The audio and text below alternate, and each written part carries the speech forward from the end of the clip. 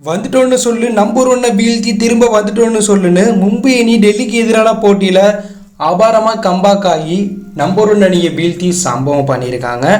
கருண் நாயர் பும்ராவை வச்சு செஞ்சதுனால களத்திலேயே கருண் நாயர் கிட்ட சண்டைக்கு போயிருக்காரு பும்ரா.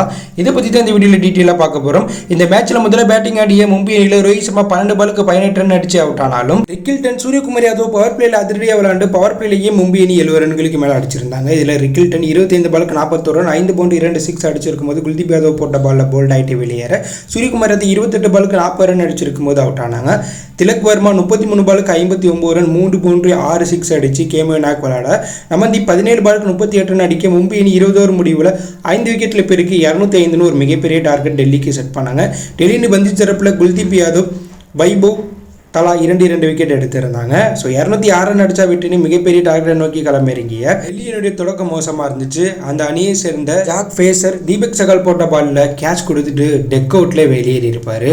அடுத்ததாக உள்ள வந்த கருண் நாயர், அபிஷேக் கோயல் கூட பார்ட்னர்ஷிப் அமைச்சு 2 பேரும் பவர் பிளேயில் அதிரடியாக விளாண்டுருப்பாங்க. இதில் கருண் நாயர் பும்ரா வீசிய பவர் பிளே ஓவரில் 6 பவுண்டரியுமா அடித்து வெறும் 22 பாலுக்கு அரை சதம் அடிச்சிருப்பாரு கருண் நாயர். 5 வருடத்துக்கு பிறகு அரை சதம் அடித்து பும்ராவையே கதற விட்டுருப்பாரு. பும்ரா ஓவர்லேயே கௌதம் ஷாட்லாம் ஆடி 6 பவுண்டரி அடிச்சிருப்பாரு. பார்த்த மும்பை இந்தியன்ஸ் அணி ரோஹித் சர்மா வெளில தள்ளிட்டு கரண் சர்மாவை இம்பாக்ட் பிளேயராக உள்ளே கொண்டு வந்திருப்பாங்க. அதிரடியாக விளாண்ட கரண் சர்மா, அபிஷேக் கோயல் பவர் பிளே முடிஞ்சதுக்கு பிறகு அதிரடியாக விளாண்டுருப்பாங்க. இதில் 10 ஓவருக்கு டெல்லி அணி 119 ரன் அடிச்சிருப்பாங்க. அந்த சமயத்தில் அபிஷேக் கோயல் 25 பாலுக்கு 33 ரன் அடிச்சிருக்கும் போது கரண் சர்மா போட்ட பாலில் கேட்ச் கொடுத்துட்டு வெளியேறியிருப்பார். அதிரடியாக விளாண்ட கருண் நாயர் கிட்ட சண்டைக்கு போயிருப்பார் பும்ரா. ஏன்னா பும்ரா ஓவரை கருண் நாயர் வச்சு செஞ்சிருப்பார். ஸோ அதை பார்த்து கடுப்பான பும்ரா, நீ ஏன் ஊர் மும்பைக்கு வாடா, அங்கே உனக்கு நான் யாருன்னு காட்டுறேன்னு வந்து வெளிப்படையாக சொல்லியிருப்பார். கேட்டு கடுப்பான கருண் நாயர், என்சிசி பெங்களூர் ஏன் ஊரில் தாண்டா இருக்குது, நீ அங்கே தான் பயிற்சியை செய்கிற அப்படிங்கிற மாதிரி சண்டைக்கு போயிருப்பார் கருண் நாயர். அதுக்கப்புறம் ஹர்திக் பாண்டியா கோச் வந்து இவங்க 2 பேருடைய சண்டையை வந்து தீர்த்து வச்சுருப்பாங்க. கருண் நாயர் 40 பாலுக்கு 89 ரன், 12 பவுண்டரி 5 சிக்ஸ் 222 கிட்ட சைக்கிட்டு இருக்கும்போது ஸ்டார்ட்னர் போட்ட பாலில் போல்ட் ஆகிட்டு வெளியேறி இருப்பாங்க. ஸோ அதுக்கப்புறம் தான் வந்து மேட்சே வந்து மும்பை பக்கம் வந்துச்சு. அதுக்கப்புறம் வந்து டெல்லி பேட்ஸ்மேன்கள் அடுத்தடுத்து விக்கெட் ஆனாங்க. அக்ஷர் பட்டேல் 6 பாலுக்கு 9 ரன்லையும், ஸ்டூப்ஸ் 4 பாலுக்கு 1 ரன் அடிச்சிருக்கும் போது கரண் சர்மா போட்ட பாலில் சூரியகுமார் யாதவ் கேட்ச் கொடுத்துட்டு வெளியேறாங்க. யுவராஜ் 8 பாலுக்கு 14 ரன் அடிச்சிருக்கும் போது அவுட் ஆக, கடைசி 8 பாலுக்கு டெல்லி வெற்றி பெற வெறும் 12 ரன் தேவைப்படும் போது ஹாட்ரிக் ரன் அவுட் ஆகி தோற்றுருப்பாங்க.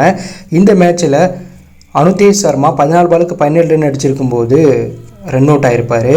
அதற்கு அடுத்ததாக வந்த குல்தீப் யாதவ் 1 பாலுக்கு 1 ரன் அடிச்சிருக்கும் போது 2வது ரன் ஓடும்போது ரன் அவுட் ஆகிருப்பாரு. அடுத்ததாக மோகித் சர்மா ரன் அவுட் ஆகி அவுட் ஆகிருப்பார். ஸோ ஹாட்ரிக் ரன் அவுட் ஆனதுனால டெல்லி அணி 19 ஓவர் முடிவில் 10 விக்கெட்டில் போயிருக்கு 193 ரன் அடித்ததுனால 12 ரன் வித்தியாசத்தில் மும்பை வெற்றி பெற்று பாயிண்ட் டேபிளில் 9வது இடத்துலேருந்து 7வது இடத்துக்கு முன்னேறி இருக்காங்க. டெல்லி தோற்றதுனால பாயிண்ட் டேபிளில் 2வது இடத்துக்கு வந்திருக்காங்க.